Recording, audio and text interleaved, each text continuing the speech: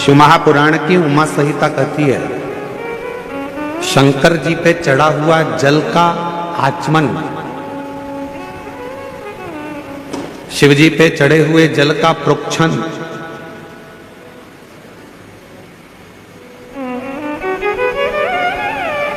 कायिक, वाचिक और मानसिक तीन तापों को नष्ट कर देता।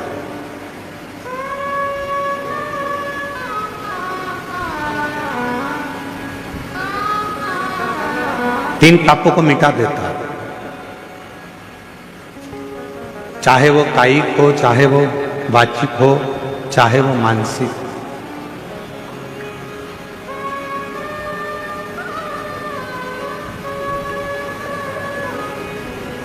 और कोई ये ना कहे कि केवल सीहोर वाले महाराज जी कहते हैं कि शंकर जी पे चढ़ा हुआ जल पीना चाहिए।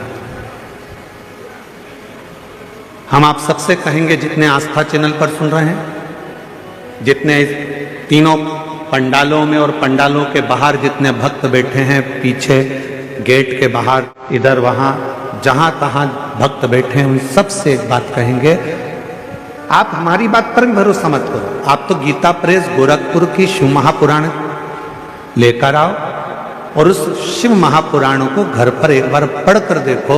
उसमें आपको मिलेगा कि शंकर जी पे चढ़े हुए जल का जो आचमन कर लेता है, वो फिर संसार सागर में जन्म नहीं लेता, उसकी मुक्ति हो जाती है, मोक्ष।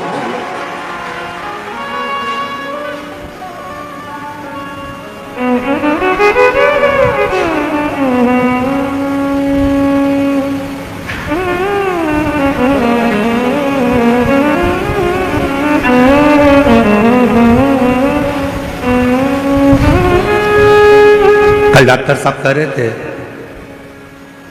श्रीमान सुजय वी.के. पाटिल जी, कहा गुरु जी, जब पंडाल वाले को फोन किया गया और पंडाल वाले से कहा गया कि 5 लाख लोग एक साथ बैठ जाएं, ऐसा पंडाल बनाना है, तो पंडाल वाला बोला कि 5 लाख लोग पंडाल में आ जाएंगे। तो डॉक्टर साहब बोले, सुजय वी.के. पाटिल जी बोले, कहने लगे हाँ 5 लाख लोग आ जाए। तो डॉक्टर साहब कल बता रहे थे कि जब ये 5 लाख भक्तों का पंडाल कल पहले दिन ही भरा गया, तो पंडाल वाले को भी आश्चर्य हुआ कि इतने भक्त कैसे। हम डॉक्टर सुजय वी.के. पाटिल जी को और माननीय श्री नामदार राधा कृष्ण वी.के. पाटिल जी को धन्यवाद देते हैं। शिव महापुराण का तो ये आनंद है, साथ में डॉक्टर साहब आपका और वी.के. पाटिल जी आपका प्रेम भी आपके क्षेत्रवासियों के प्रति बहुत ज्यादा है, इसलिए भक्तों का सैलाब, ये भक्तों का आगमन, ये भक्तों का आना शिव तत्व की ओर अविरल भक्ति को प्राप्त करना।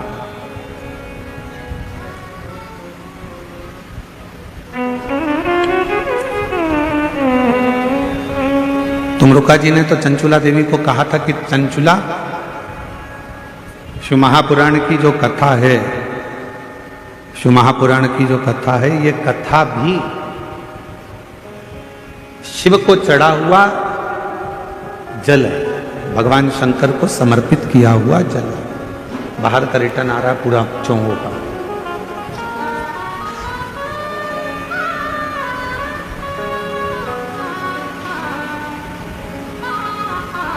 जो शिव महापुराण की कथा को श्रवण कर कर जाता है, ये समझ कर जाता है कि हम शंकर भगवान को चढ़े हुए जल का आचमन कर कर, शिव को प्राप्त कर कर, भगवान शंकर की शरणागति प्राप्त कर कर, भगवान शंकर की भक्ति प्राप्त कर कर हम जाए। ये प्रेशर बढ़ाओ ना यहाँ का मंच का। हम शिव की अविरल भक्ति को प्राप्त कर कर जा रहे हैं।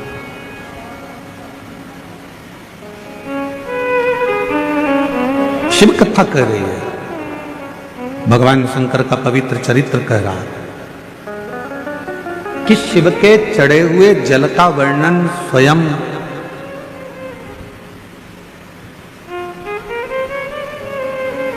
यमराज की जो धर्मपत्नी है, यमराज की जो धर्मपत्नी है जिसका नाम है धुमोरना। क्या नाम है उसका? धुमोरना। फिर से बोलो आप लोग, आवाज नहीं आई, डबल से बोलो, धुमोरना। ये यमराज की धर्मपत्नी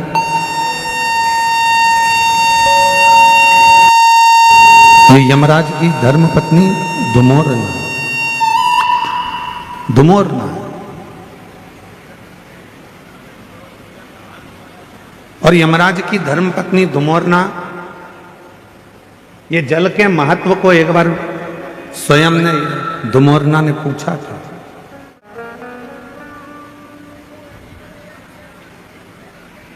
जल के महत्व को धुमोरना ने एक बार पूछा था। शिव महापुराण की कथा कहती है कि एक बार धुमोरना ने शंभु शरणे पड़ी मांगू रे दुख काटो दया करी ने दर्शन आपो। शंभु शरणे पड़ी मांगू घड़ी रे दुख काटो दया करी दर्शन आपो। धुमोरना ने एक बार देखा यमराज की साक्षी में भैंसे को।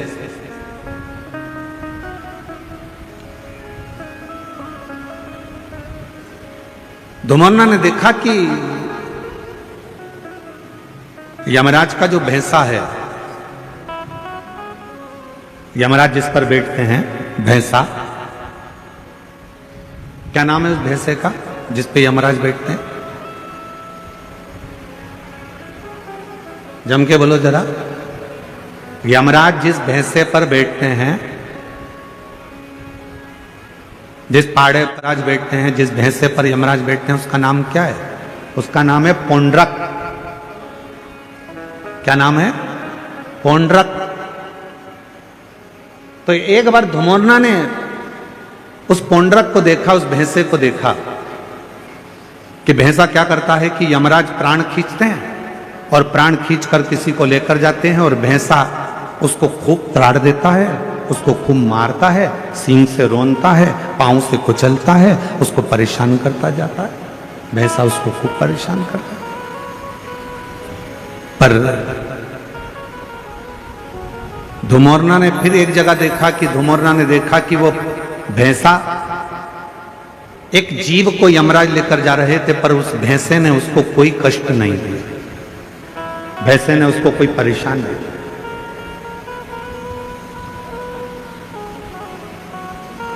अब किसी को तो भैंसा मारता था और किसी को नहीं मारता था, किसी को कष्ट देता था, किसी को नहीं देता था।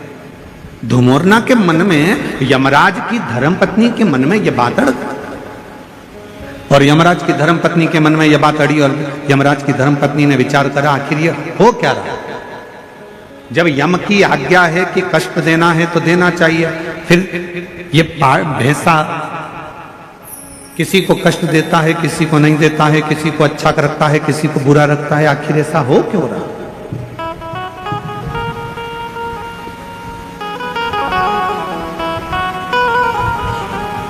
धुमोरना ने भैंसे को बुलाया और भैंसे को धुमोरना ने कहा, क्यों रे पौंड्रक, ये बता कि किसी किसी को यमराज जब खींच कर लेकर जाते हैं, प्राण जब छूटते हैं, तो किसी को तो तू बहुत कष्ट देता है, किसी को तो तू खूब मारता है, कष्ट देता है, परेशान करता है, उसको खूब खूब रोनता है, पांव से भी रोनता है, सींगों से भी रोनता है, किसी किसी को तो बहुत कष्ट देता है। धुमोरना बोली कि पौंड्रक, भैंसे, और किसी किसी को तू मारता ही नहीं है, कष्ट भी नहीं देता, आखिर ऐसा क्यों, किस लिए? तो भैंसे ने कहा धुमोरना से, माताजी जब भगवान देवाधिदेव महादेव का रुद्र अवतार हुआ, जब मेरे शंकर भगवान का रुद्र अवतार हुआ और उनका रुद्र जो अवतार था, क्रोध का जो अवतार था, उस क्रोध के अवतार में मेरा जो जन्म हुआ है, मैं जो भैंसा बनकर पैदा हुआ हूं, वो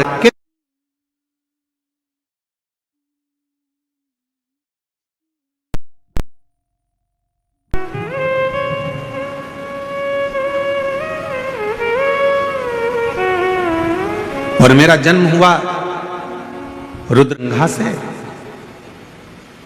जब मेरा जन्म हो गया रुद्र की जंघा से, तो मैं समझ नहीं पाया कि मैं कहां जाऊंगा। तब देवाधिदेव महादेव ने कृपा कर कर मुझे यमराज को दे दिया और मैं यमराज का सेवक बन गया। यमराज ने कहा कि तुम यदि मेरे पास में रहोगे तो मेरी आज्ञा का पालन करना पड़ेगा। तो देवाधिदेव महादेव जी ने कहा कि यमराज को मैंने तुम्हें दिया है तो तुम्हें इसकी आज्ञा का पालन करना है, तुम आज्ञा का पालन करो।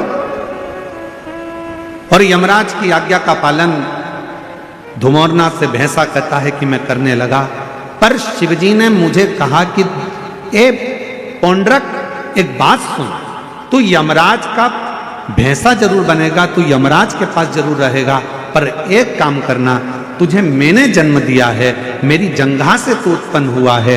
रुद्र कहते हैं यदि कोई संसार का मनुष्य, पशु, पक्षी, जानवर, जलचर, थलचर, कोई मानव, उसके शरीर में अगर शिवलिंग पर चढ़ा हुआ जल, शंकर का चढ़ा हुआ जल यदि उसके शरीर पर कहीं लगा हो या उसके मुख में शंकर का चढ़ा जल पड़ा हो, तो उसे तू त्राण मत देना, उसे कष्ट मत देना, उसको सीधे मार्ग से लेकर,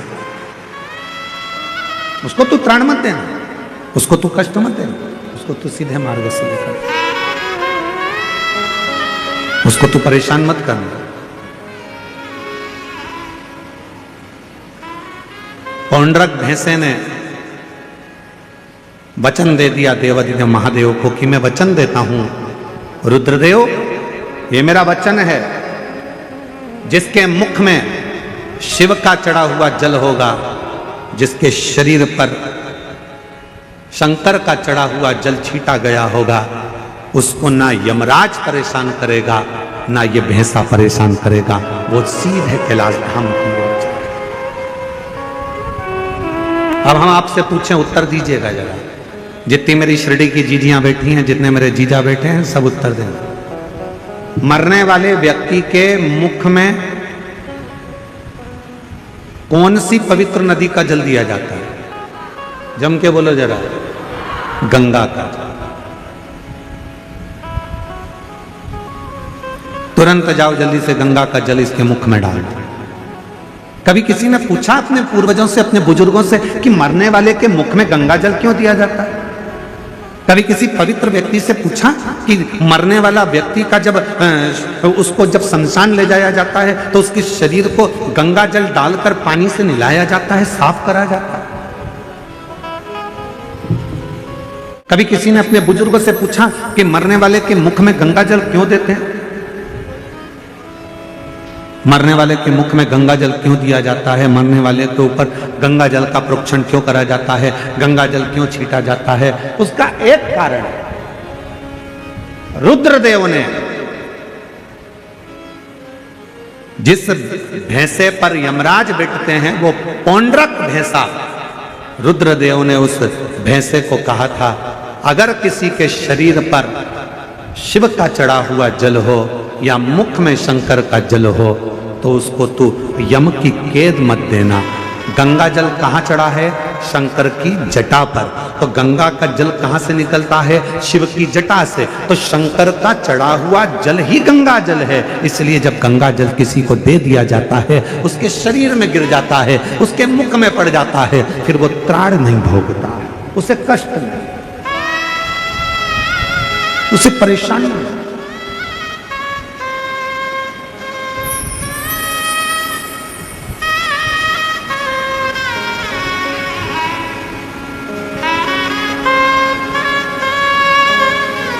महाराज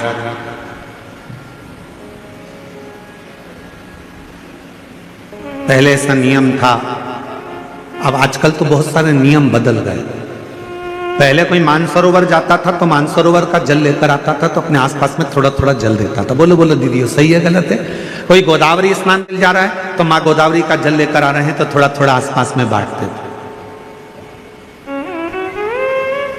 कोई हरिद्वार गया, गंगा जी का जल भरकर लाया तो गंगा जी का जल आसपास में बांटते थे। पहले ऐसा नियम था। अब बीच में लोगों ने ये नियम बंद कर गिफ्ट बांटना चालू कर दिया। हम केदारनाथ जी गए थे, तुम्हारे लिए गिफ्ट लेकर आए। हम हरिद्वार गए थे, तुम्हारे लिए गिफ्ट लेकर आए। हम शिरडी गए थे, तुम्हारे लिए गिफ्ट लेकर आए। फिर गिफ्ट का काम बंद हुआ तो लोगों ने फिर प्रसाद देना चालू करा। हम उज्जैन गए थे, तुम्हारे लिए प्रसाद लेकर आए। हम वहां गए थे, तुम्हारे लिए ये प्रसाद लेकर आए। हम तुम्हारे लिए ये प्रसाद लेकर आए। शिव महापुराण की कथा कहती है, किसी मंदिर, देवालय, शिवालय या किसी तीर्थ का सबसे बड़ा प्रसाद होता है वहां की पवित्र नदी का कुंड का जल। वो जल जब हम अपने आसपास में देते हैं तो हमें हजारों हजारों तीर्थ का पुण्य फल प्राप्त हो जाए।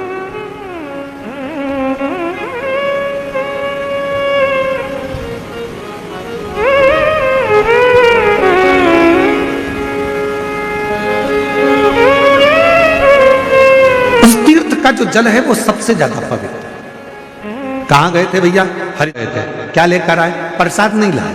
फिर कहां गए थे भैया? बद्रीनाथ गए थे, क्या लेकर आए? तो कहा हम कुछ लेकर नहीं आए, हम तो केवल थोड़ा सा माँ अलकनंदा का जल लेकर आए। हम कहां गए थे? यमुनोत्री, हम यमुना जी का थोड़ा सा जल लेकर आए। हम कहां गए थे? नासिक, त्र्यंबक, हम गोदावरी माँ का जल लेकर आए। हम कहां गए थे? तो ओमकारेश्वर, हम माँ नर्मदा का जल लेकर आए। हम कहां गए थे? उज्जैन महाकाल, क्या लाए? थोड़ा सा क्षिप्रा महारानी का जल लेकर आए। हम कहां गए थे? प्रयागराज, क्या लाए? त्रिवेणी का जल लेकर आए। उस जल की महत्वता पर लोगों ने उस जल की महत्वता को कम कर दिया। कहां गए थे? मानसरोवर, क्या लेकर आए? शिव जी का मानसरोवर का जल लेकर आए। थोड़ा थोड़ा सा जल, भले एक बूंद दिया जाए, पर वो जल में दूसरा जल मिलाकर उस जल को जब वितरण किया जाता है तो शास्त्र कहता है जो मानसरोवर नहीं गया, जो उज्जैन नहीं गया, जो हरिद्वार नहीं गया, जो काशी नहीं गया, जो त्र्यंबक नहीं गया, अगर वहां का जल, पवित्र नदी का जल, कुंड का जल यदि हमारे घर में आ जाता है, हम भले उस स्थान पर नहीं गए, पर वो जल का जब हम प्रोक्षण करते हैं, आचमन करते हैं, तो हमें उसी तीर्थ का पूरा पुण्य फल उसी क्षण प्राप्त हो जाता है। अब आजकल का जमाना थोड़ा दिखावे का हो गया, तो लोग कहते कहाँ गए थे साहब? तो कहा हम यहाँ गए थे, हम वहाँ से गिफ्ट लेकर आए। हम शिरडी गए थे, वहाँ से तुम्हारे लिए गिफ्ट लाए। हम वहाँ त्र्यंबक गए थे, गिफ्ट लाए। उज्जैन गए थे, गिफ्ट लाए। गिफ्ट नहीं,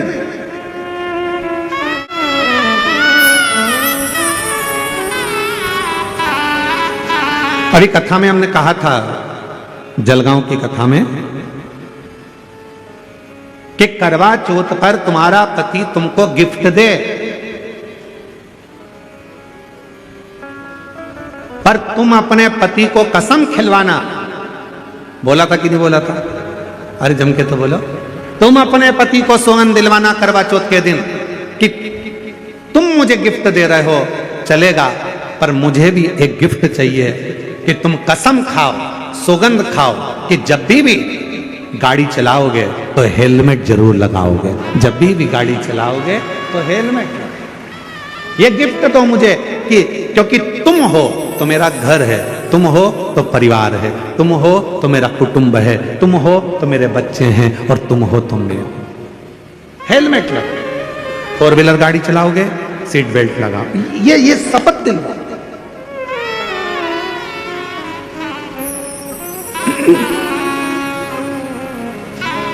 और मैंने तेरे ही भरोसे बाबा, तेरे ही भरोसे हवा बिच उड़ती जावांगी बाबा, डोर हथो छड़ी ना में कटी जावांगी। भोले मैं तेरी शंभो, मैं तेरी हवा बिच उड़ती जावांगी बाबा डोर हल तो छड़ी में कटी जागी, भोले शंभू में। सबसे बड़ा गिफ्ट है, सबसे बड़ा दान है, तीर्थ का जल जो तुम लेकर आए हो, वो तीर्थ के जल को सबको दे।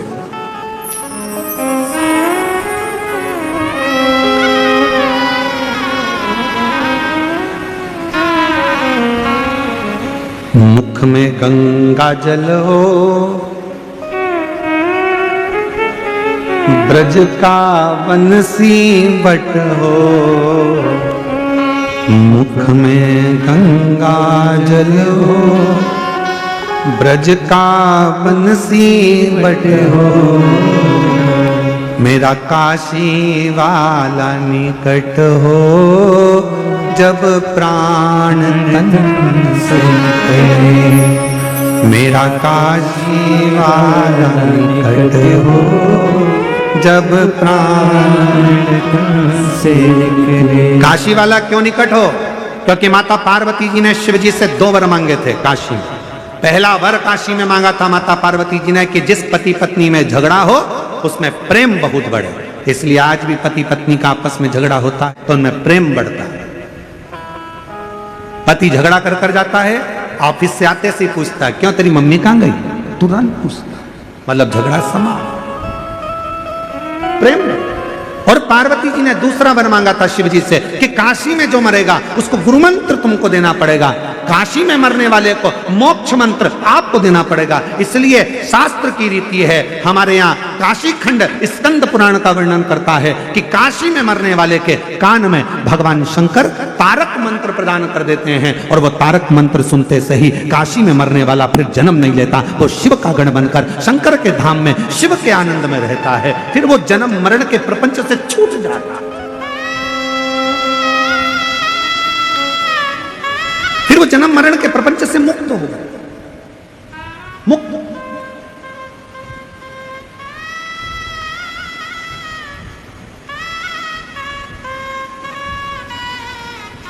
शिव महापुराण का काशी खंड कहता है, ध्यान, स्कंद पुराण का काशी खंड कहता है। कभी योग लगे तो स्कंद पुराण के काशी खंड को पढ़िएगा। मैं माननीय पाटिल साहब को बहुत बहुत इसके लिए धन्यवाद दूंगा।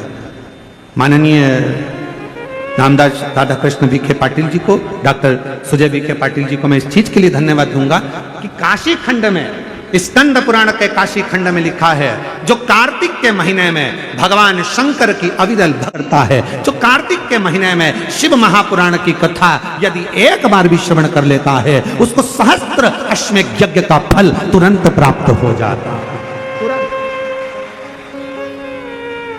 मैं पाटिल परिवार को धन्यवाद इसलिए दूंगा कि उन्होंने कार्तिक महीने में ये शिव महापुराण की कथा शिरडी के इस क्षेत्र में कराकर संपूर्ण शिरडी वासियों को अश्वमेध यज्ञ, एक अश्वमेध यज्ञ नहीं, सहस्त्रों, हजारों, लाखों अश्वमेध यज्ञ का फल केवल कार्तिक महीने में ये 5 दिन की शिव महापुराण कराकर उन्होंने सबको प्रदान कर दिया।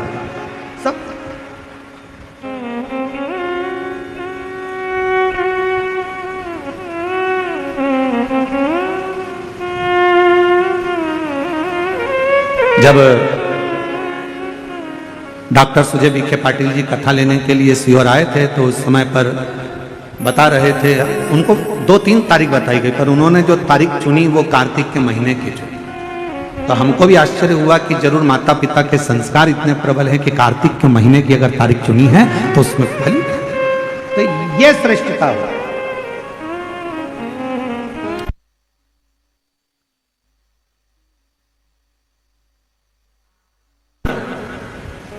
तो हमने जब डॉक्टर सुजय विखे पाटिल जी जब कथा लेकर चले गए तो हमने बाद में आशीष को कहा, हमने कहा जरूर सुजय विखे पाटिल जी ने स्कंद पुराण पढ़ के रखी होगी तो उनको काशी खंड याद होगा कि कार्तिक महीने में कथा सुन हजारों यज्ञ का फल प्राप्त होगा। हमने कहा जरूर उनको ये बात का ज्ञान होगा। कि कार्तिक महीने में एक कथा भी यदि कोई दिल से श्रवण कर लेता है, शिव नाम ले लेता है, शंकर का स्मरण कर लेता है, शिव नाम की स्तुति कर लेता है, शंकर का अविरल भक्ति को धारण कर लेता है, शिव महापुराण की कथा कहती है, भगवान शंकर का चरित्र कथा है, आप और हम तो अपने घर पर दिवाली मनाते हैं। 33 कोटि देवी देवता काशी के घाट पर, गंगा के घाट पर दीपावली मनाते हैं। काशी के घाट पर दीपावली का पर्व मनाया जाता है।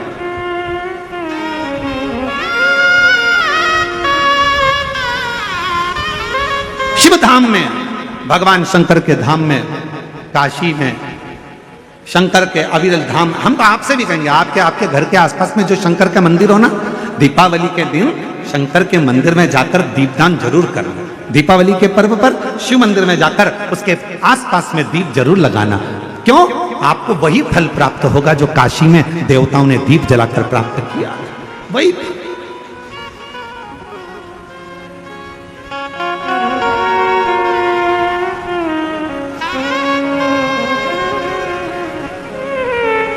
भगवान शंकर की अविरल भक्ति को धारण, शिव तत्व को धारण। और इस वर्ष जब आप 20 अक्टूबर को दिवाली मनाएं और 20 तारीख को जब आप दीपावली का पर्व मनाएंगे, हमारे यहां भी दीपावली कुबेरेश्वर धाम पर 20 तारीख की है, खजाना रहता है, ऐसा ही क्रम दीपावली पर्व का रहता है। तो 20 तारीख को जब आप दीपावली मनाए, तो इस वर्ष सबको कहूंगा, जितने चैनल पर कथा सुन रहे हैं, जितने फेसबुक यूट्यूब पर कथा श्रवण कर रहे हैं, यदि आपकी जिंदगी में 4 दिन दुकान चल रही है, 4 दिन बंद पड़ी है, व्यापार थोड़े दिन चलता है, थोड़े दिन बंद हो जाता है, आपके विद्रोही, आपके दुश्मन आप पर कहीं ना कहीं से इधर से उधर से वार कर रहे हैं, या आपका लक्ष्य आपको प्राप्त नहीं हो रहा, कोई बहुत मेहनत करता है, बहुत मेहनत करता है तो भी लक्ष्य नहीं मिल पा रहा, जहां तक आपको पहुंचना है वहां तक यदि आप नहीं पहुंच पा रहे हैं, तो इस दीपावली पर जब आप 20 तारीख को दीपावली का पर्व मनाएं, तो 20 तारीख को दीपावली के पर्व के दिन शंकर भगवान को स्पर्श कराकर एक बेलपत्र लेकर जरूर अपने घर पर आए, और जहां पूजन कर रहे हैं उस बेलपत्र को एक प्लेट में अवश्य रखें, उस पर हल्दी और कुंकू उस पर अवश्य चढ़ाएं। एक चावल का दाना लाल कर, एक चावल का दाना पीला कर उस बेलपत्र पर अवश्य चढ़ाएं, और उस बेलपत्र को अपने पास में 1 वर्ष तक संभाल कर रखना। फिर अगले साल आप और हमें बताना कि उस बेलपत्र ने आपको मंजिल तक पहुंचाया कि नहीं पहुंचाया, आपको लक्ष्य प्रदान कराया कि नहीं। कई लोग रहते हैं, बहुत मेहनत करते हैं, बहुत परिश्रम करते हैं, सब चाहते हैं कि ये व्यक्ति इतने स्थान पर बैठे, इसको ये पद मिलना चाहिए, इसको ये कुर्सी मिलना चाहिए, इसको ये जगह मिलना चाहिए, इसको वहां तक पहुंचना चाहिए, इस व्यक्ति को तो इस पद पर पहुंचना चाहिए पर नहीं पहुंच पाता, इस व्यक्ति को तो वहां तक पहुंचना है पर ये नहीं पहुंच पाता। एक बेलपत्र का प्रयोग कर देखो, अगले वर्ष बात करेंगे कि मेरे भोलेनाथ ने आपका हाथ पकड़कर आपको उस मंजिल तक भेजा कि नहीं भेजा।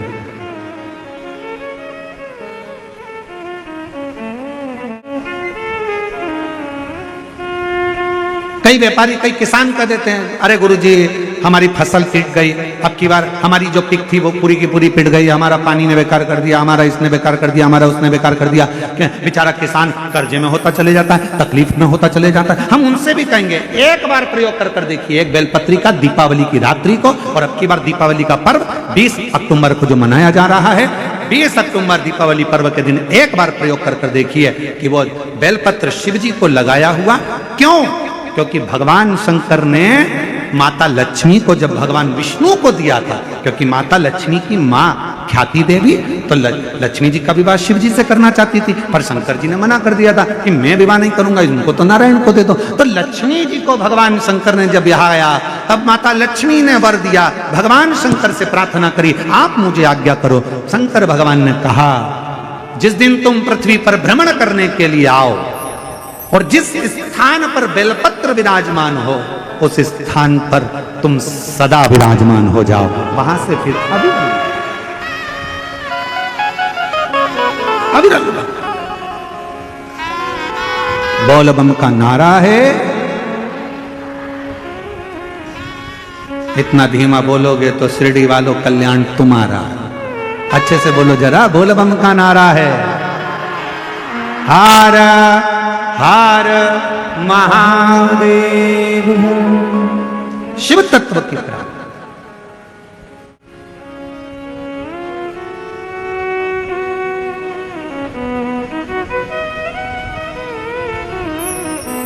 भगवान देवादिदेव महादेव के दरवाजे पर दीप अवश्य होगा।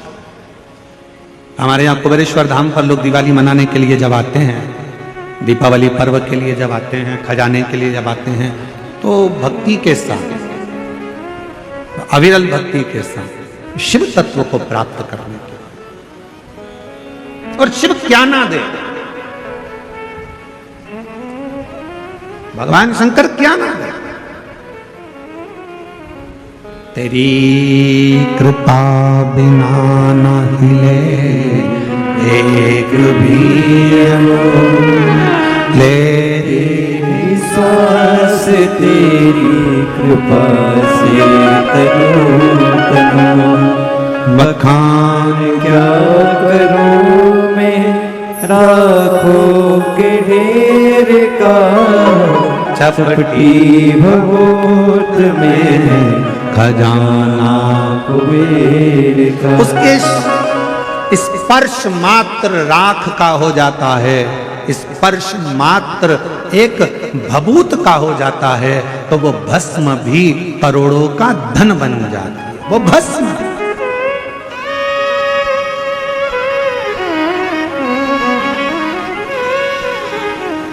इसलिए शिव महापुराण की कथा कहती है, एक लोटा जल सारी समस्या का हल।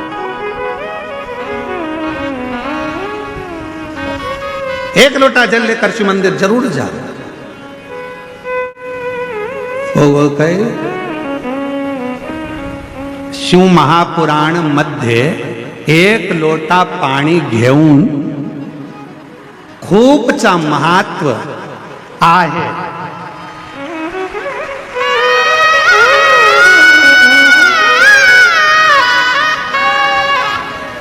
शिव महापुराण में एक लोटे जल का बड़ा महत्व बताया है, बड़ा महत्व।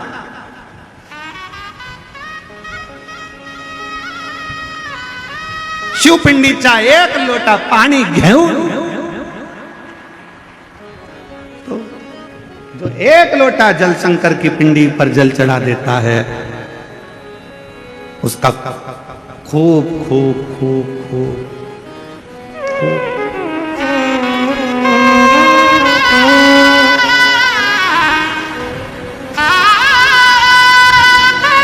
और तेरी कृपा का क्या है भरोसा, कब किस पर हो जाए जरा सी हम पर कर दो, जरा सी हम पर कर दो। तेरी कृपा का क्या है भरोसा, कब किस पर हो जाए जरा सी हम पर कर दो, जरा सी हम पर कर दो। जिस पर भी हो गई तेरी कृपा करुणा, वो भव पार हुआ, भव पार हुआ। पापी हो चाहे जितना, उसका भी बाबा उद्धार हुआ, उद्धार हुआ। गिद्ध अजामिल गणिका जैसे तेरे मन को भाए, जरा सी हम पर कर दो, जरा सी हम पर कर दो। तेरी कृपा का क्या है भरोसा, कब किस पर हो जाए जरा सी हम पर कर दो, जरा सी हम पर कर दो। तेरी कृपा का क्या है भरोसा, कब किस पर हो जाए जरा सी हम पर कर। ये उसकी उदारता, ये उसकी करुणा है, ये उसकी कृपा है, ये उसकी दया है। आप दिल से उसको पुकारो, वो दिल से झोली भरता है। आप दिल से पुकारो, दिल से कहो उसको, दिल से विनय करो उसको, दिल से निवेदन करो उसको, वो सुनेगा, आएगा, देगा, झोली भरेगा, जाए। तो शंकर भगवान पर चढ़े हुए जल की महत्वता शिव महापुराण की कथा कहती है। भगवान शंकर का पवित्र चरित्र कह रहा है कि मरने वाले व्यक्ति के मुख में गंगा जल क्यों दिया जाता है। आपके बच्चे पूछें, आपके रिश्तेदार पूछें तो ना कि शिव महापुराण में वर्णन आता है, स्वयं यमराज की धर्म पत्नी धुमोरना ने यह प्रश्न स्वयं जिस पर यमराज बैठते हैं उस भैंसे से, उस पौंड्रक से पूछा, भैंसे से कि तू किसी को कष्ट देता है, किसी को नहीं देता।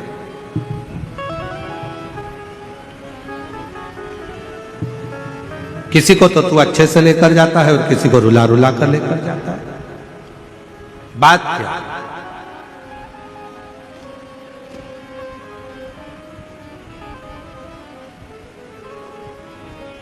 क्या बात है? तो भैंसे ने कहा कि मैंने शिव जी ने, शंकर भगवान को मैंने वचन दिया, क्योंकि मेरे देवाधिदेव महादेव ने तो मुझे यमराज को दिया।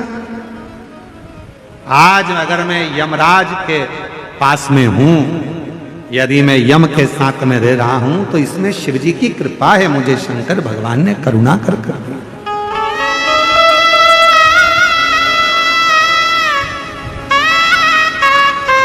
ये शिव की उदारता से मुझे मिला। इसलिए हमारे सनातन धर्म में आज भी नियम है, ये गंगा का जो जल है वो भगवान शंकर का चढ़ा हुआ जल है, शिव के ऊपर से चढ़कर नीचे आ। कई लोग हमारा बहुत विरोध जब करते हैं तो विरोध में कह देते हैं कि शिव जी पे चढ़ा हुआ जल मत पियो। शिव महाराज ने बताया पियो, और यह कहता है मत पियो। तो जो तुमसे कहे कि शंकर पर चढ़ा हुआ जल नहीं पीना चाहिए, तो उनको कहना कि फिर तो मरते समय तू गंगा जल भी मत पीना, क्योंकि वो भी तो शंकर जी पे चढ़ा हुआ है। शिव जी के शीश पर आया तब तो नीचे आया। शिव महापुराण की कथा कहती है कि धुमोरना से, यमराज जी की धर्म पत्नी से स्वयं भैंसा कह रहा है, वो पौंड्रक भैंसा कह रहा है कि शिव की कृपा, शंकर की। कहा जिसके ऊपर शंकर का चढ़ा हुआ जल का प्रोक्षण हो, जो शिव का चढ़ा हुआ जल का आचमन कर ले, कहा उसको फिर कोई नरक के भोग ना भोगना।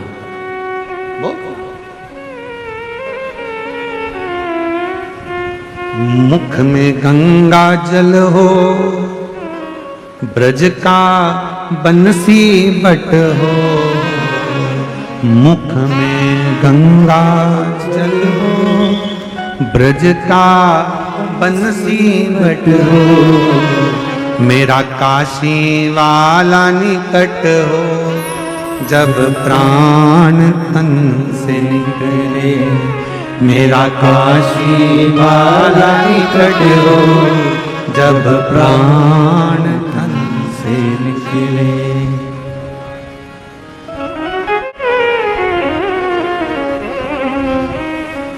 हे भोलेनाथ, हे भोलेनाथ, इतना तो करना भोले, जब प्राण तन से निकले, इतना तो करना भोले, जब प्राण तन से निकले। बाबा इतनी कृपा करना। हम हो सकता है प्राण छूटते समय हम काशी ना हो,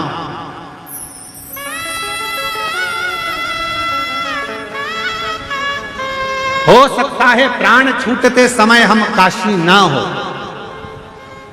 पर यदि हमने शंकर भगवान आपको एक लोटा जल चढ़ाया है तो इतनी कृपा जरूर करना, हम भले काशी में ना हो पर काशी वाला हमारे करीब में जरूर हो। ऐसे ऐसे काशी वाला,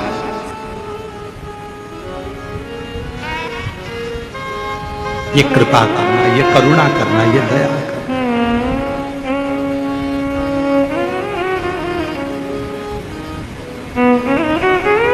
यमराज की जो धर्मपत्नी है ना,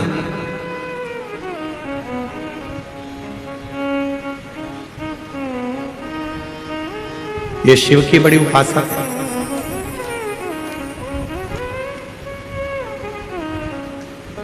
ध्रुमोर्ना दक्ष प्रजापति की बेटी है। शंकर भगवान की धर्म पत्नी भी माता सती भी दक्ष प्रजापति की बेटी है।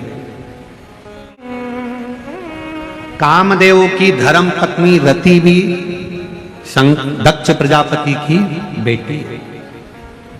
यमराज की धर्म पत्नी ध्रुमोर्ना भी दक्ष प्रजापति की बेटी है। महाराज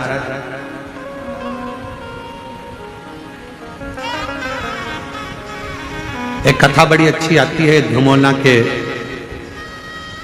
के विवाह की। बड़ा सुंदर प्रसंग आता है कि ध्रुमोर्ना ने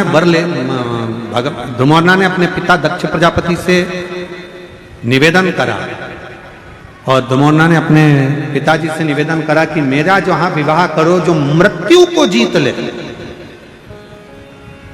जो मौत को विजय प्राप्त कर ले, जो मृत्यु पर विजय प्राप्त कर ले, उससे हमारा विवाह। ध्रुमोर्ना ने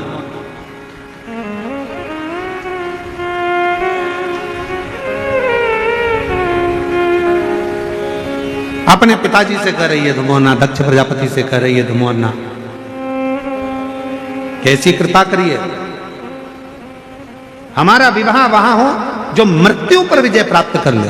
तो इतने में दक्ष प्रजापति ने विचार करा, ठीक है अगर आप ऐसा कहते हो तो आपके लिए हम वही वर ढूंढेंगे जो मृत्यु पर विजय प्राप्त कर ले। तो उनके लिए उसी समय पर दक्ष प्रजापति ने यमराज को लाकर खड़ा कर दिया। तो ध्रुमोर्ना ने देखा कि यमराज इसका तो पूरा स्वरूप बड़ा कृष्ण है, काला है और भयंकर स्वरूप है। तो इतने में ध्रुमोर्ना ने कहा कि पिताजी इनसे विवाह, तो कहा ये यमराज है, इससे विवाह कर लीजिए। ध्रुमोर्ना ने अपने पिताजी का कहना माना, हां भर ली। शादी के मंडप में ध्रुमोर्ना पहुंच गई। जरा ध्यान से सुनना, शादी के मंडप में ध्रुमोर्ना पहुंच गई।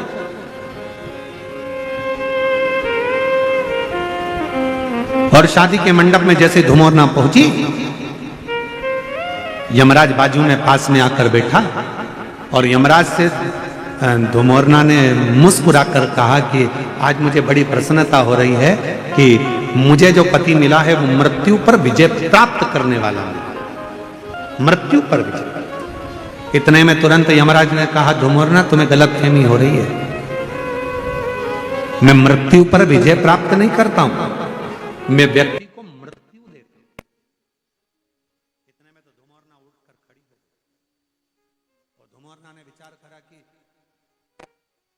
मेरा विवाह उसके साथ हो रहा है जो मृत्यु प्रदान करता है, और मैंने तो अपने पिताजी से कहा था कि जो मृत्यु पर विजय प्राप्त करे मेरा विवाह उससे होना चाहिए। इतने में तुरंत यमराज ने कहा कि मृत्यु पर मैं विजय प्राप्त नहीं कर सकता, पर ध्रुमोर्ना मृत्यु पर तो केवल एक है जो विजय प्राप्त कर सकते हैं, पर उनका विवाह माता सती के साथ, तुम्हारी बहन के साथ हो चुका है, और वो देव अधिदेव महादेव हैं जो मृत्यु पर विजय प्राप्त कर लेते।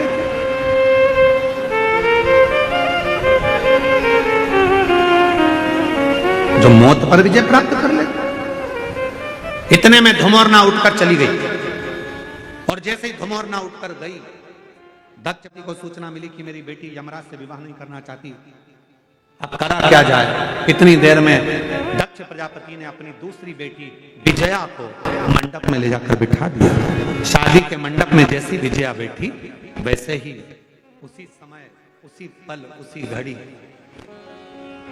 सती ने ध्रुमोर्ना से पूछा कि बहन क्या बात है, तेरी शादी हो रही है, दूल्हा भी अच्छा है, वर अच्छा है, सब कुछ ठीक है, फिर तू शादी क्यों नहीं करना चाहती। ध्रुमोर्ना ने कहा, मैंने अपने पिता दक्ष प्रजापति से वर मांगा था कि मेरा विवाह हो तो उसके साथ हो जो मृत्यु पर विजय प्राप्त कर ले, पर मेरे पिताजी तो विवाह कर रहे हैं जो मृत्यु की दंड देता है, मृत्यु की सजा देता है, उस यमराज से विवाह कर रहे हैं जो मौत देता है। तो क्या हुआ, कोई बात नहीं। सती ने कहा कि तू चिंता मत कर ध्रुमोर्ना, तू चाहती है कि मृत्यु पे विजय प्राप्त करने वाले से तू विवाह करे, तू उससे विवाह तो नहीं कर सकती, क्योंकि तेरी बहन सती का विवाह देव अधिदेव महादेव से मृत्यु पर विजय प्राप्त करने वाले से हुआ है। पर इतना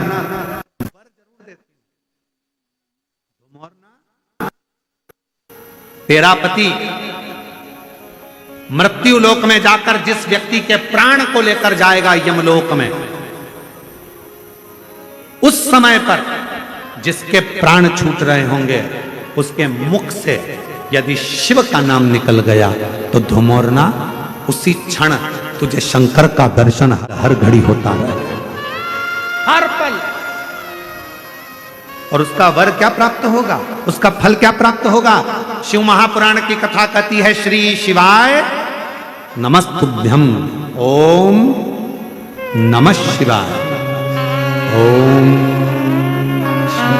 ओम नमः शिवाय, ओम नमः श्री शिवाय नमस्तुभ्यम बोलने वाला, ओम नमः शिवाय बोलने वाला, हर हर महादेव बोलने वाला, बोल बम का नारा है, बाबा है सहारा है, ऐसे उच्चारण करने वाला, शिव तत्व को गुंजायमान करने वाला, शंकर के नाम को लेने वाला जब अपने प्राणों को छोड़ता है और उसके मुख से यदि भूलवश भी शिव का नाम निकल जाता है तो धुमोरना शिव जी का दर्शन करती है और यमराज से प्रार्थना करती है, आप इस जीव को जब लेकर आओ तो नरक लेकर मत जाना, इसको वैकुंठ छोड़कर आना, वहां देवता इंतजार कर, वहां देवता इंतजार कर।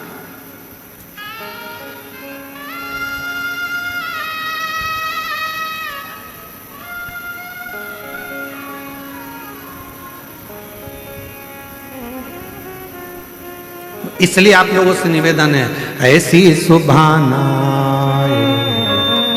आए ना ऐसी ऐसी सुभाना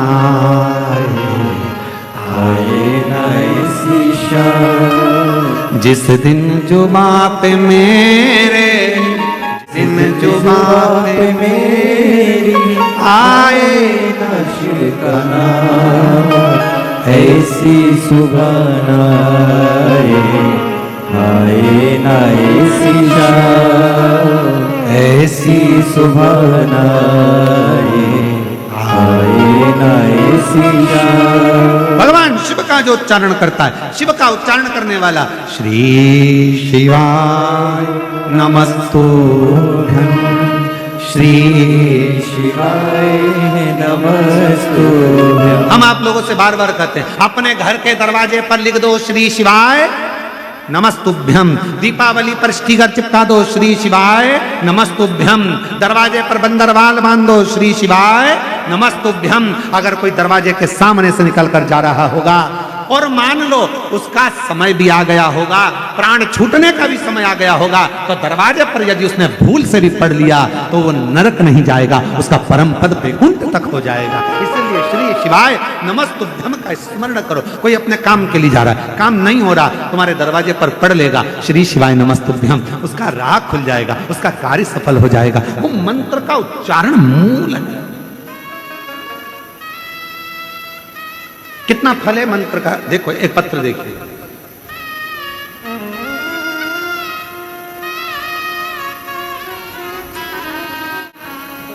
बनीता प्रताप सिंह परदेशी, गांव गोटी, तालुका इंगतपुरी, जिला नासिक, महाराष्ट्र से। कहीं बैठी हो हाथ हिला सकती हैं, और अगर बैठी हो तो एक बेलपत्र लेने के लिए आ सकते।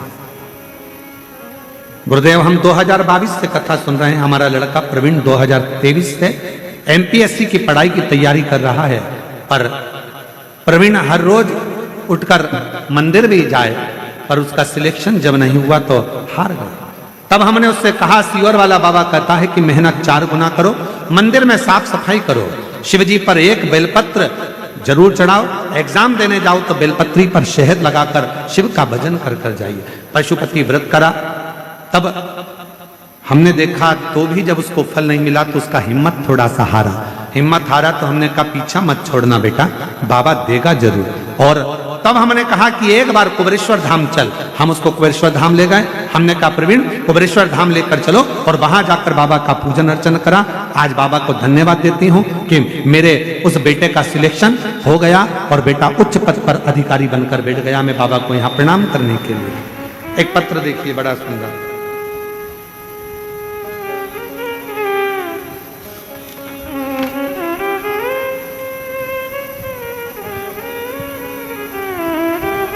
मेरा नाम सो कल्पना सूर्यभान चित्ते, महाराष्ट्र के अहिल्या नगर से ही हूं। और अहिल्या नगर गांव महाकालवाड़, जरा पढ़ो, जरा पढ़ के बताओ। महाकालवाड़ गांव, ठीक है, श्री रामपुर अहिल्या नगर से। बाबा मेरी शादी को 22 साल हो गए थे पर मुझे संतान नहीं हुई। बाबा मेरे यहाँ बच्चा नहीं था, संतान का सुख नहीं था। बहुत सारे दवाखाना दिखाए लेकिन उसका कोई फायदा नहीं हुआ। हमने सभी आशा छोड़ दी थी। तभी एक सूरज की किरण जैसे खबर मिली जो मैं आज बताने जा रही हूँ। मेरी बहन गुरु ननंद ने बताया कि भोले बाबा की कथा में जाओ, वहां बाबा सभी समस्या का हल करते हैं। हम नहीं जान पाए। तब उसने कहा सियोर वाला महाराज कथा करता है, उसके पंडाल में बैठकर यदि कथा सुने, उसकी मिट्टी को पेट पर लगाए तो गर्भ जरूर ठहरता है। हमने विश्वास नहीं करा। जब इतने डॉक्टर फेल हो गए तो ये मिट्टी क्या करेगी। हम जलगांव चले गए, वहां की मिट्टी को पेट पर लगाया, 40 गांव की कथा भी सुनी और 40 गांव की कथा सुनकर हम आए। पशुपति व्रत करा, सफेद आंकड़े की जड़ का प्रयोग करा। आज बाबा की कृपा से 23 साल के बाद बाबा ने मेरी गोदी भर दी। मेरे यहाँ 23 साल के बाद औलाद हो गई। मैं बाबा को प्रणाम करने के लिए कहीं बैठी हूं तो हाथ हिला सकती हैं। मेरा नाम सो कल्पना सूर्यभान चित्ते, जिला अहिल्या नगर, तहसील श्री रामपुर, गांव का नाम डेस डेस डेस, महाराष्ट्र, ठीक है। कहीं बैठी हो तो आ सकती हैं। एक बेलपत्र। अगला पत्र देखो।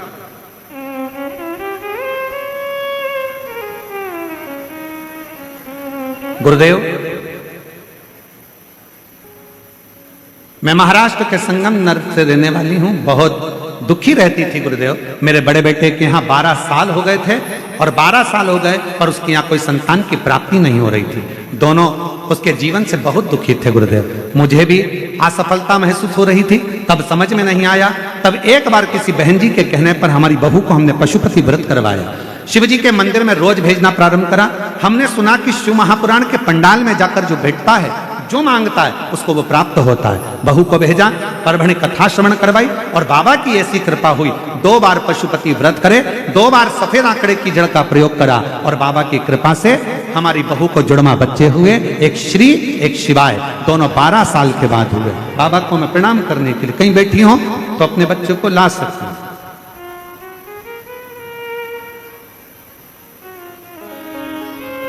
गुरुजी मेरा नाम कल्याणी बलबीर सिंह जनवीर है। हम गांव सोनई तालुका नेवासा जिला अहिल्या नगर की रहने वाली हूँ। 1 लोटे जल का मैं क्या वर्णन करूं गुरुदेव। मेरा बेटा सुयश 4 साल का हो गया पर डॉक्टर कहते थे ये बोलेगा नहीं। उसकी वाणी बोल नहीं पाता था गुरुदेव, उसके मुख से शब्द नहीं निकलता था। हमने सारे डॉक्टरों को इलाज करवाया पर उसकी आवाज नहीं आई। बड़े परेशान हो गए। तब हम 7 नवंबर 2024 को सीहोर गए और वहां जाकर हमने कंकर शंकर की पूजन करी और एक रुद्राक्ष लेकर आए। रुद्राक्ष को तांबे के लोटे में गलाकर शिवजी को जल चढ़ाना प्रारंभ किया। उस जल का आचमन मेरे बेटे को कराती। अब मेरा बेटा स्कूल भी जाता है और बोलना भी प्रारंभ कर दिया। मैं बाबा को यहाँ प्रणाम करने के लिए कहीं बैठे हो तो आ सकते हैं। और तेरी कृपा का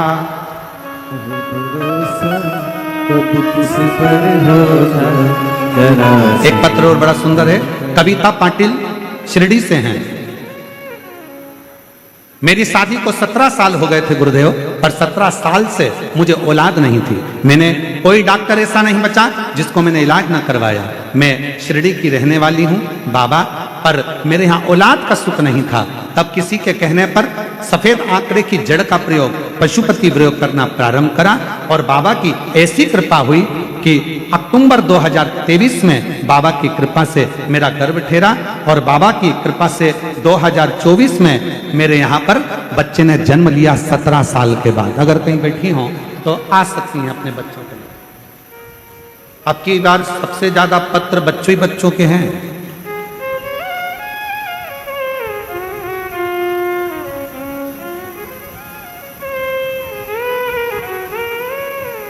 एक और पत्र है, मनोज राय सोनी नासिक से हैं, 19 साल से औलाद नहीं थी, शादी के 19 साल हो गए थे, संतान का सुख नहीं था, बाबा की कृपा से फरवरी 2023 में 19 के बाद औलाद हुई है। जोरदार ताली बजाएं, कहीं बैठे हो तो आ सकते हैं। और तेरी कृपा का भरोसा कब किस पर हो जाए, जरा सी हम पर कर दो, जरा सी हम पर कर दो। जिस पर भी हो गई है तेरी कृपा करुणा वो भव। शिरडी क्षेत्र की संतोष दत्तात्रेय ओढ़ी, गुरुदेव मेरी 2 बेटियां हैं, पहली बेटी मेरी 22 साल की है और दूसरी बेटी मेरी 20 साल की है। गुरुदेव फिर भी घर के लोग ताना देते थे कि मेरे घर लड़का नहीं है, खूब अपशब्द कहते थे। गुरुदेव पर इतने साल के बाद क्या 22 साल की बेटी हो गई, 20 साल की एक और बेटी हो गई, क्या बच्चा हो सकता है? जब सबने मना कर दिया तब आपकी कथा से उम्मीद जमी और कथा के पंडाल में बैठकर बाबा से विनय करा, निवेदन करा और बाबा की कृपा से 20 साल के बाद मुझे पुत्र रत्न की प्राप्ति हुई। मैं बाबा को प्रणाम करने के लिए शिव शिव शंकर शंकर। अब आप लोग किस भाव से कथा सुन रहे हो?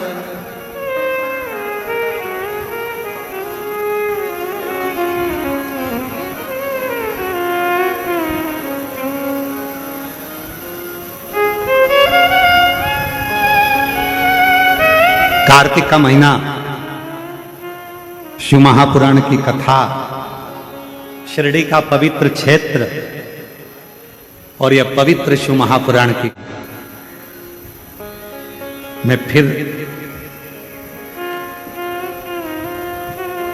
माननीय विखे पाटिल जी को, माननीय डॉक्टर सुजय विखे पाटिल जी को फिर धन्यवाद देता हूं आपको बहुत बहुत। पाटिल जी ना जाने कितनी जीजियों के और कितने जीजाओं के चेहरे पर आपने स्माइल लाकर दे दी, उनकी प्रसन्नता ला। ये शिव कृपा, ये शंकर की, ये शंकर की। और विश्वास से कहता हूं, जो पंडाल में बैठकर आप भगवान देवाधिदेव महादेव से कह रहे हैं, बोल रहे हैं, मांग रहे हैं, ये हमारा विश्वास कहता है कि 3 महीने के अंदर मेरा कुबेर भंडारी जरूर देगा। विश्वास के साथ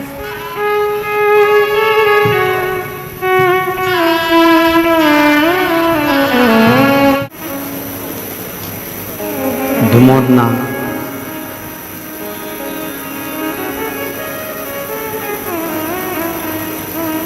जब धुमोदना ने विवाह नहीं करना चाहा यमराज के साथ में,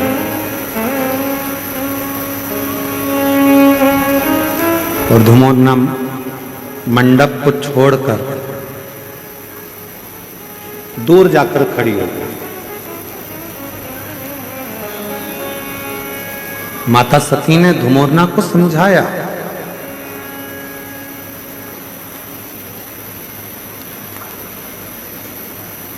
तीन चीजें मनुष्य को कभी नहीं भूलना चाहिए। पहले नंबर पर है अपने गांव की, अपने देश की मट्टी। दूसरे नंबर पर है अपनी मेहनत और तीसरे नंबर पर है अपने परिवार की, अपने नगर की, अपने क्षेत्र की ममता, जो वात्सल्य था, जो प्रेम, जो स्नेह आपको और हमको मिलता है, उसको कभी ना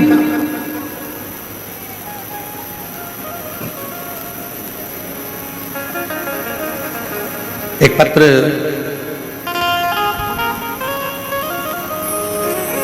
कोई माया शंकर गायक हैं, उन्होंने लिखा है सुजय दादा के लिए। इतने सारे पत्रों में आधे से ज्यादा पत्र ऐसे हैं जो सुजय दादाजी के लिए लिखे हैं। इससे यह मालूम पड़ता है कि कथा करवाने वाले जो डॉक्टर साहब और बीके पाटिल जी जो हैं, इनका प्रेम कितना होगा। पत्र बहुत सारे ऐसे, कितनी सारी बातें इन पत्रों में लिखी गई है कि हम इसलिए भी ज्यादा पत्र नहीं पढ़ते क्योंकि किसी को यह ना लगे कि पत्र इतने पढ़ दिए गुरुजी ने, पर पत्र अच्छा है। मेरा नाम माया शंकर गायके है। कहीं बैठी हो माया शंकर गायके जी? आप ही हैं? ऐसे हाथ हिला दो एक बार, वापिस एक बार हाथ हिलाइए। दिख नहीं रहा ना? अच्छा, तो दिख नहीं रहा ना इसमें क्यों नहीं आ रहा है? वो दिख नहीं रही ना हमको, इसको दिखाओ, इसमें टीवी में क्यों नहीं आ रहा? हाँ, ऐसे हाथ हिलाओ। हाँ ठीक है।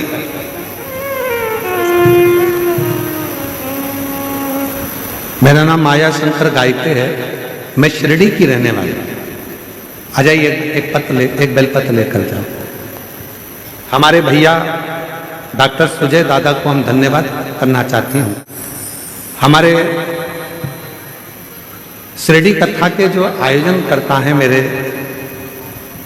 जब जब दादा मिलते थे तब तब हम दादा को कहते थे कि दादा, हम जहाँ जहाँ कथा सुनने के लिए जाते हैं सब दूर, बहुत दूर बैठना पड़ता है। कथा मिलती है, कई बार नहीं मिलती है, कई बार तो हम लोग वापिस भी लौट कर आ जाते हैं। तो दादा जब जब शिरडी आते थे तब तब हमारी महिलाएं दादा को रोक लेती थी और दादा से कहती थी कि दादा एक बार सिवर वाला महाराज को बुलाओ, कथा सुन। और दादा ने एक ही बात, हमेशा जितनी बार दादा मिले और उन्होंने एक ही बात कही, गुरुजी, दादा हमेशा कहते थे कि मुझ पर विश्वास रखो, एक दिन मैं सिवर वाले महाराज को लेकर आऊंगा, शिव महापुराण की कथा। गुरुजी, मैं दादा को धन्यवाद देती हूं कि दादा आप जैसा भाई सबको मिले जो विश्वास के साथ काम करते हैं और विश्वास जो दिलाते हैं वो पूर्ण करते हैं। गुरुजी, कई पंडालों में कथा सुनी, पर जो यहाँ का वैभव, यहाँ की व्यवस्थाएं हैं, मैं उसका क्या बताऊं। ये एक पत्र और किसी बहन ने लिखा, हम बहुत सारे पत्र नहीं पढ़ते, आदरणीय पत्र थोड़ा सा मराठी भी है, थोड़ा हिंदी भी है, ठीक है। जहाँ मराठी आएगा मैं चुप हो जाऊंगा, तुम पढ़ लेना, ठीक है, और जहाँ हिंदी आएगा मैं पढ़ लूंगा।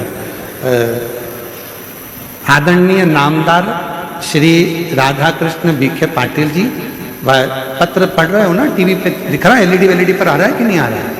नहीं आ रहा है क्या? थोड़ा इसको चलाओ भाई। राधा कृष्ण बीके पाटिल जी व युवा नेतृत्व डॉक्टर जय दादा बीके पाटिल जी यांच्या प्रयत्नांतून,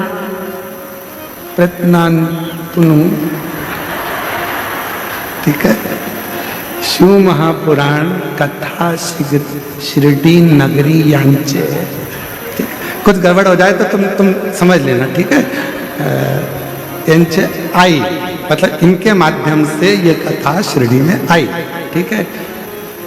मुझे पत्र लिखना नहीं आता हिंदी में, फिर भी मैं प्रयास कर रही हूँ, तो मैं भी प्रयास कर रहा हूँ पढ़ने का, तो मुझे मराठी नहीं आती और मैं भी प्रयास कर रहा हूँ, आप भी प्रयास करो। तो कहीं बैठी है क्या, ये क्या नाम है इनका,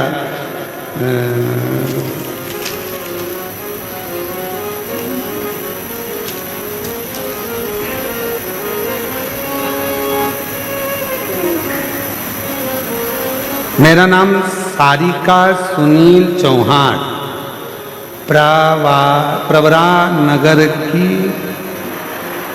रहने वाली हूँ। दिख गई है क्या? गई है?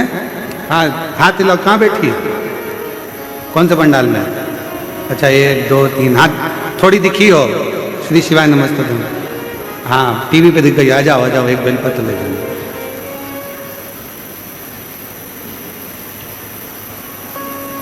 डॉक्टर्स मुझे दादा बीके पाटिल जी, गुरुजी युवान बच्चों का नेतृत्व करते हैं और हमको ऐसा लगता है कि दादा ने जो ये कथा करवाई है इतनी विशाल, आज शंकर भगवान उनको ऐसा वर देकर जाएंगे कि वो किसी उच्च पद पर बैठकर हमको फिर कथा सुनाएंगे। ये शंकर की उदारता किसको कहते हैं? ऐसे बहुत सारे पत्र हम ज्यादा पढ़ते नहीं हो, और बहुत सारे तो मराठी में लिखे, तो आधे से ज्यादा तो निकल जाए।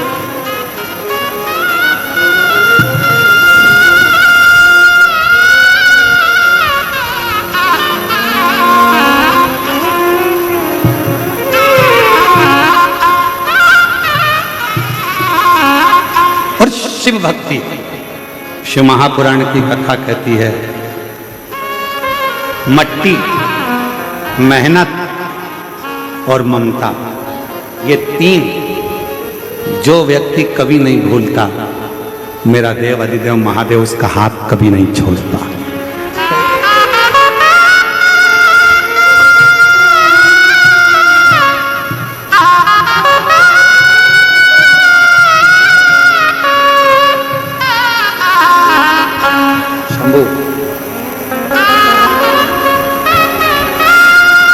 एक 22 साल की बेटी थी, एक 20 साल की बेटी थी, इनके बड़े भैया के यहाँ से हैं, और उसके बाद ये बेटा हुआ है। एक बार जोरदार ताली बजाकर स्वागत करिए शिव का।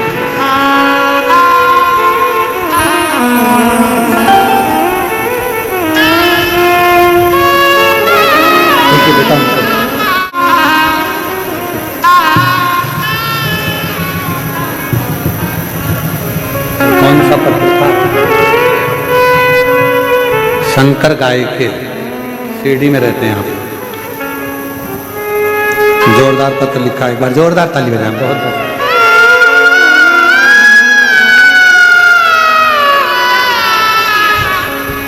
अरे अब तो रोक के नहीं कहोगी दादा को कि कथा, बाबा ने कथा करा दी। एक बार जोरदार ताली बजाकर साधुवाद। शिव तत्व इसी को कहते हैं। दीदी ने पत्र में लिखा, हम सारी महिलाएं, हम सारी जीजियां दादा को रोक लेती, सुजय भैया को, और उनसे हमेशा कहती, और बाबा की कृपा से एक कथा करे। एक बार दोनों हाथ उठाकर बड़े प्रेम से हार हार महादेव, ये शिव की उदार तो सुधर्मा।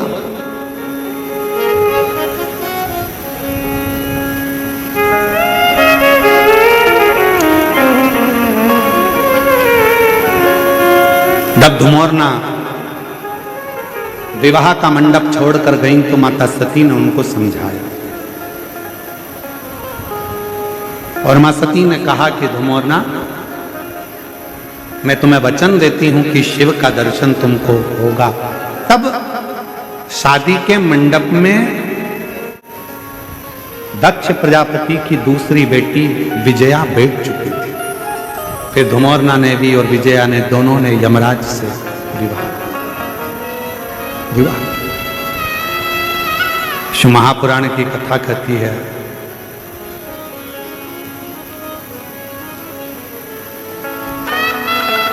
कि जब मनुष्य के मन में जो पाने की ललकता होती है, वो मनुष्य उसको पा ही लेता है।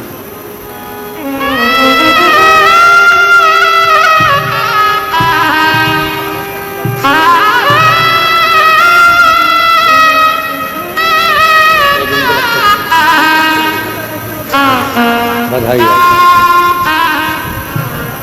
जिस लक्ष्य को व्यक्ति पाना चाहता है, इसीलिए शिव महापुराण की कथा कहती, तीन बातों का स्मरण करें। पहले नंबर पर मिट्टी, दूसरे नंबर पर मेहनत, तीसरे नंबर पर ममता।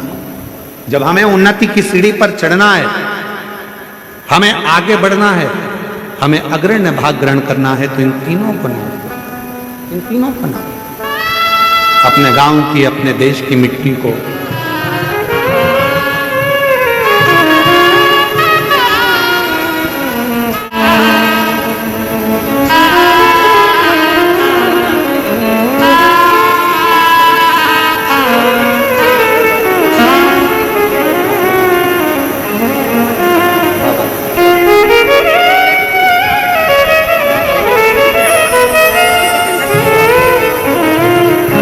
कथा कर रही है, भगवान शंकर का संवाद कर रहा है शिव महापुराण।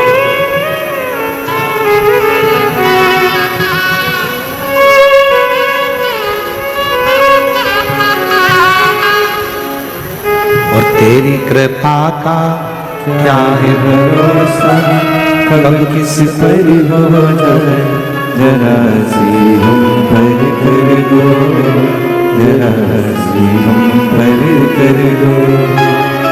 तेरी कृपा का क्या है भरोसा, कब किस पर हो जाए, जरा सी हम पर कर दो, जरा सी हम पर कर दो। जिस पर ही हो गई तेरी कृपा करुणा वो भव पार हुआ, भव पार हुआ। पापी हो चाहे इतना उसका भी बाबा उद्धार हुआ, उद्धार हुआ।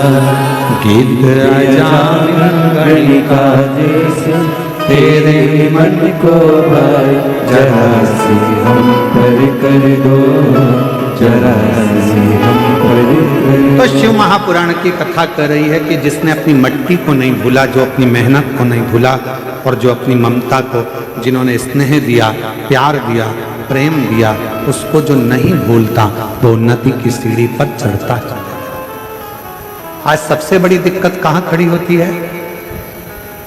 व्यक्ति को जब पद मिल जाता है, प्रतिष्ठा मिल जाती है, जब व्यक्ति को बहुत कुछ मिल जाता है, तो वो फिर अपनी मिट्टी को, अपने गांव को, अपने क्षेत्र को भूल जाता है,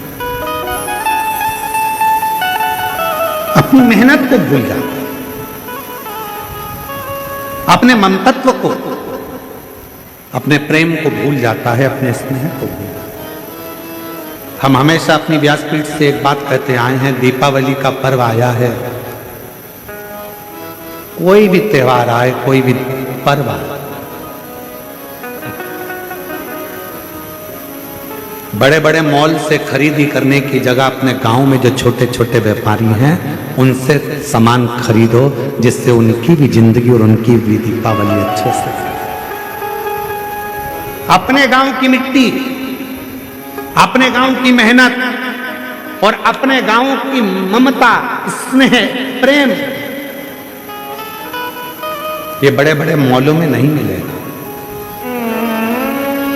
आप जिस गांव में रहते हो, जिस नगर में रहते हो, वहां के छोटे छोटे व्यापारी तैयारी करके रखते हैं, दिवाली आई है, सामान बिकेगा।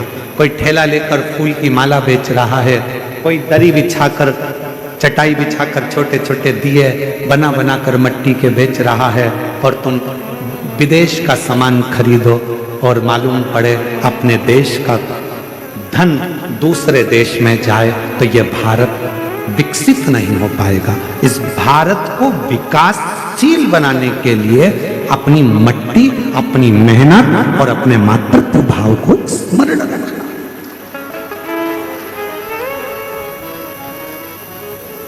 हम मना नहीं करेंगे कि बड़े मॉल मत जाओ, पर निवेदन है, दीपावली का पर्व, छोटी सी दुकान पर जाते हो तो 25 बार पूछते हो, भैया ये कपड़ा बहुत महंगा है, भैया ये सामान बहुत महंगा है, छोटी सी दुकान का।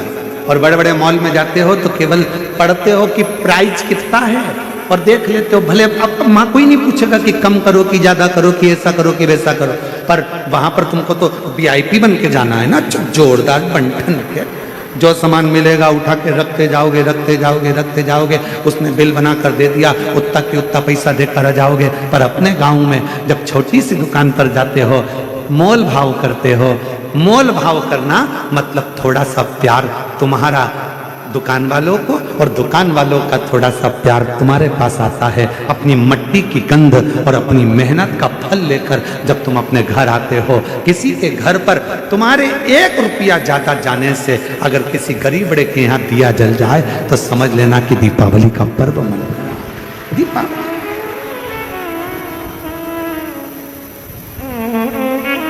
इस दीपावली पर एक नियम बनाओ, बनाओगे कि हम कह के चले जाएंगे और तुम भूल जाओगे? अरे बोलो तो जम के रहे शिरडी वालों, बनाओगे? कौन कौन बनाएगा, जरा हाथ उठाओ जरा। सब बना रहे हो नियम? हाँ बनाओ, हम भी बनाए। इस दीपावली पर एक नियम बनाओ, जितने आस्था चैनल पर सुन रहे हो, जितने फेसबुक यूट्यूब पर सुन रहे हो, जितने सोशल मीडिया और मीडिया के माध्यम से सुन रहे हो, जितनी मीडिया है, जितने अखबार है, जितने न्यूज चैनल है, जिनके माध्यम से आप कथा श्रवण कर रहे हो, इस दीपावली पर नियम बनाओ कि अपने गांव की मिट्टी, अपने गांव की मेहनत और अपने गांव का प्रेम होना चाहिए। खरीदी अपने गांव के ही छोटे दुकानदारों से होना चाहिए, बड़े मॉलों से। अपने गांव का पैसा अपने गांव में रहे, अपने शहर का पैसा अपने शहर में रहे, अपने नगर का पैसा अपने नगर में रहे, तो अपना गांव और विकसित होगा, अपना शहर और विकासशील होगा। और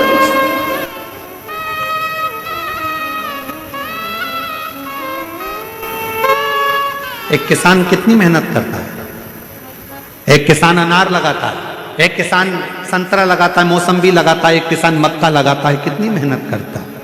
मेहनत कर कर उसको फल तो थोड़ा सा मिलता है, पर जो लेने वाला है वो लेकर जाता है और उसको करोड़ों का बना लेता है। तो किसान क्यों भूखा रहा? किसान क्यों कमजोर है? थोड़ी मेहनत अपने को करनी है, थोड़ा परिश्रम, विकसित स्वदेशी अपनाओ, विदेशी दूर भगाओ, स्वयं का सोच, अपना खुद निर्माण करो। आत्मनिर्भर भारत, यह हमारा खुद का निर्माण मूल होना चाहिए कि हमको कुछ निर्मित करना।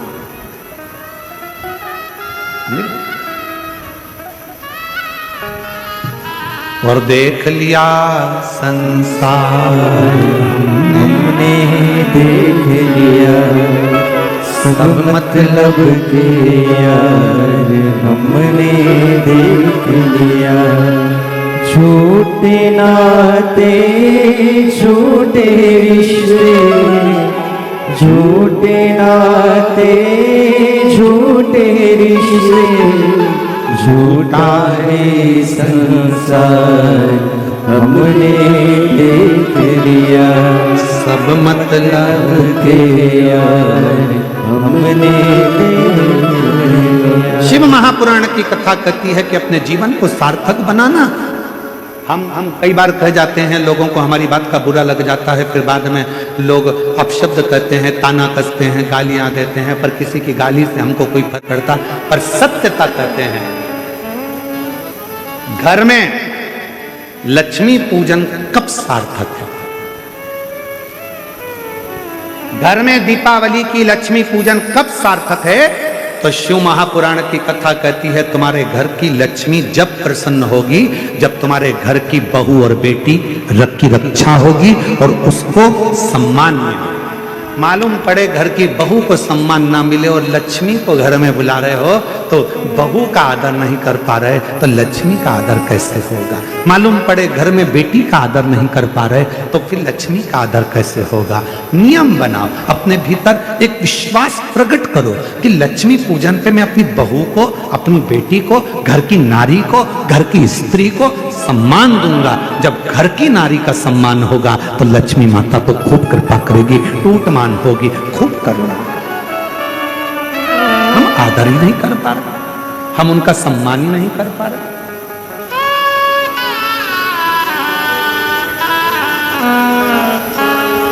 आदर करिए, सत्कार करिए, सम्मान करिए।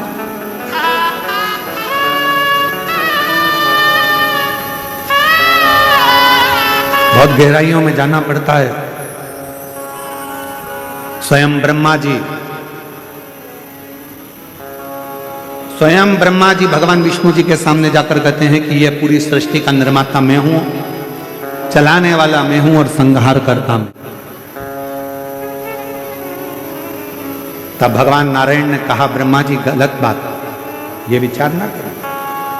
प्रभु आपकी कृपा से सब काम हो रहा है, भोले आपकी कृपा से सब काम हो रहा है। करते हो भोले बाबा मेरा नाम हो रहा है, करते हो डमरू वाले, मेरा नाम हो रहा है, भोले आपकी कृपा से सब काम हो रहा है, शंभु आपकी आपकी कृपा से सब काम हो रहा है। ब्रह्मा जी के मन में ये भाव आ गया। ब्रह्मा जी को लगा कि सृष्टि का निर्माता मैं हूं, ब्रह्मा जी को लगा कि सृष्टि चलाने वाला मैं हूं, ब्रह्मा जी को लगा कि सृष्टि को बनाने वाला मैं हूं। इतने में भगवान विष्णु के मुख से निकल गया कि ब्रह्मा जी इस तरह की बात मत करो। सृष्टि का निर्माता, सृष्टि का संहार करता, सृष्टि को चलाने वाला स्वयं भगवान विष्णु कह रहे हैं सुमहापुराण में कि इसको चलाने वाला, इसको बनाने वाला, इसको रचने वाला तो केवल एक है और वो देव अधिदेव महादेव शिव है, उसके सिवा कोई नहीं, केवल शिव, केवल शिव।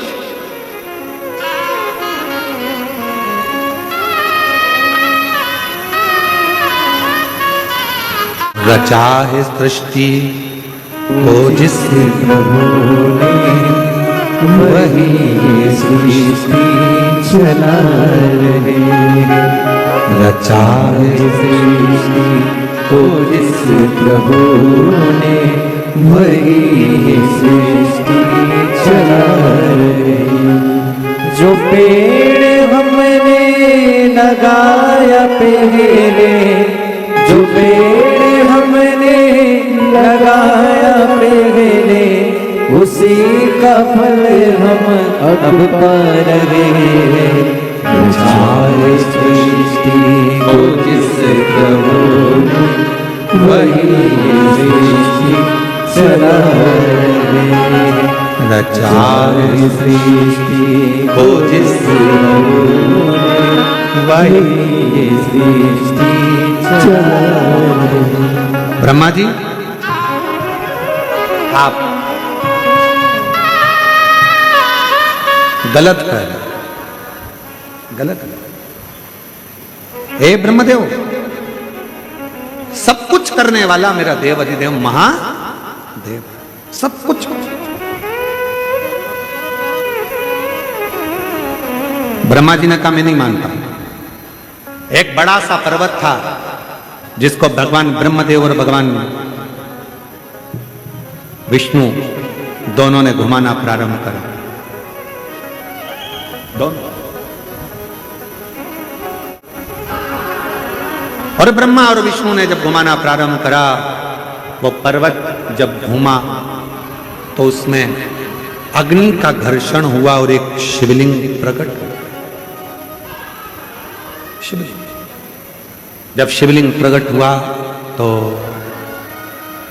पूछा ब्रह्मा जी ने भगवान विष्णु से कि ये कौन है? तो भगवान नारायण ने कहा यही शिव है, यही शंकर है। और निवेदन करूं शिरडी की इस पवित्र भूमि से कि भगवान को पहचानना सबसे कठिन काम है। जिस दिन दुनिया के लोग परमात्मा को पहचान गए तो समझना कि शिव है। आज कई लोग एक लोटे जल को नहीं पहचान रहे कि एक लोटा जल क्या कर सकता है। आज कई लोग भगवान शंकर पर चढ़ी हुई एक बेलपत्र को नहीं पहचान पा रहे कि एक बेलपत्र क्या कर सकती है। आज कई लोग श्री शिवाय नमस्तुभ्यम महामंत्र को नहीं पहचान पा रहे कि इस मंत्र के उच्चारण से कितनी बीमारियां ठीक हो सकती हैं, कितने रोग, कितनी तकलीफें, मन की अशांति, मन का क्लेश, व्याधि केवल इस मंत्र के उच्चारण से समाप्त हो जाती। समझ नहीं पाए। वो कहते ना, जीवन खत्म हुआ तो जीने का ढंग आया, जब शम्मा बुझ गई तब महफिल में रंग आया।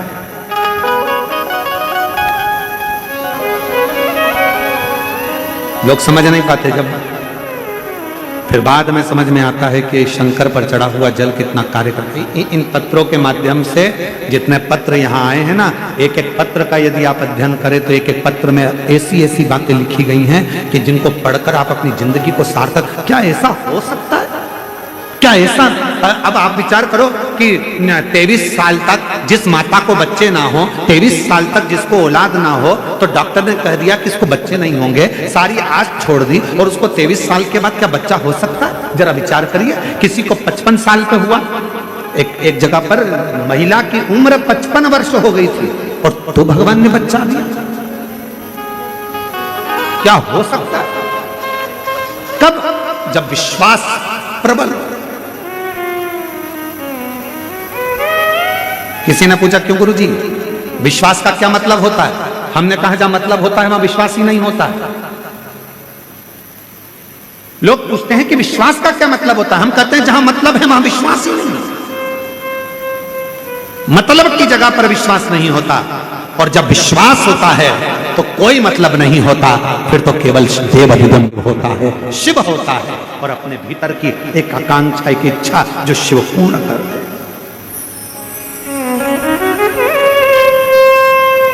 ब्रह्मा जी ने कहा मैं नहीं मानता कि ये शिव है, मैं ऊपर जाता हूं, आप नीचे जाओ। भगवान नारायण पाताल में गए शंकर जी का चरण ढूंढने के लिए, नहीं। भगवान ब्रह्मदेव ऊपर गए, गौ माता को लेकर आ गए, केतकी के पुष्प को लेकर आ गए, और ब्रह्मा जी ने आकर भगवान नारायण के सामने कह दिया कि मुझे भगवान शंकर का सिर मिल गया। झूठ बोल दिया।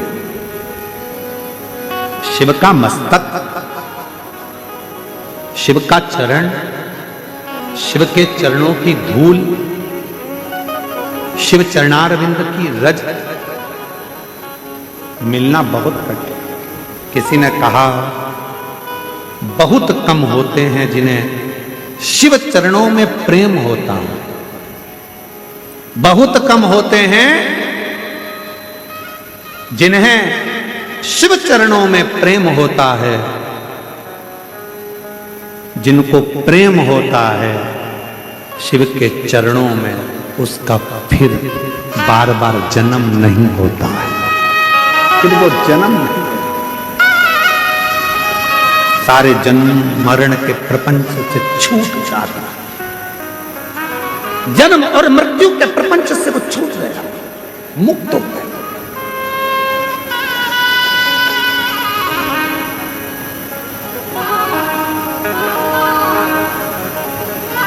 इसीलिए शायद कहा, भगवान ब्रह्मदेव को कहा गया कि आप झूठ बोल रहे हैं। ब्रह्मा जी कह रहे हैं मुझे शीश दिखा, आप ना माने गौ माता से पूछ ले, गौ माता ने झूठ बोल दिया, केतकी के पुष्प ने झूठ बोल दिया, शंकर जी ने श्राप दे दिया, ए केतकी के पुष्प मैं तुझे श्राप देता हूं, सारे देवताओं पर तू चढ़ेगा पर शिव पर कभी नहीं चढ़ेगा, क्योंकि तूने झूठ बोला। शंकर को असत्य पसंद नहीं है, इसलिए शिव को सत्य पसंद है। जब लोग कोई मर जाता है कंधे पर उठाते हैं, शिव जी के धाम शमशान लेकर जाते हैं, तब लोग कहते कहते लेते जाते हैं राम नाम सत्य है, शंकर सत्य है, शिव सत्य है, राम नाम सत्य है, भगवान का नाम सत्य है, बाकी का सब सत्य। शिव के धाम। गौ माता तूने भी झूठ बोला है, तेरा पूरा शरीर पूजा जाएगा पर तेरा मुख अपूज्य माना जाएगा। दुनिया में सारे दान आगे से होंगे पर गौदान पीछे से होगा, क्यों? पूंछ पकड़ कर, क्योंकि तू झूठ बोल। ब्रह्मा जी ने झूठ बोला तो ब्रह्मा जी का शीश भगवान देवाधिदेव महादेव ने अपने पांव के अंगुष्ठ का नख तोड़ा, काल भैरव को प्रकट करा, जाओ काल भैरव ब्रह्मा जी का झूठ बोलने वाला शीश काट दो। झूठ बोलने वाला शीश कटा, कटा हुआ शीश लुढ़कते लुढ़कते गया, ब्रह्मा जी के झूठ बोलने वाले शीश से रक्त निकलता गया, जिससे कर्मनाशा नदी प्रकट हो गई, जो कर्मों का नाश कर। शीश को देखा तो निवेदन करा भगवान विष्णु ने भगवान देवाधिदेव महादेव से, ये शीश आप कृतार्थ कर दो। शिव जी ने उसको बड़ का पेड़ बना दिया, बट वृक्ष बन गया। देवाधिदेव महादेव उस बट वृक्ष के नीचे विराजमान हो गए। शिव जी का नाम बटकेश्वर महादेव हो गया। बोलो बटकेश्वर महादेव की जय। भगवान ब्रह्मा विष्णु और महेश पधार रहे हैं। जोरदार ताली बजाकर भगवान ब्रह्मा विष्णु महेश का स्वागत करिए।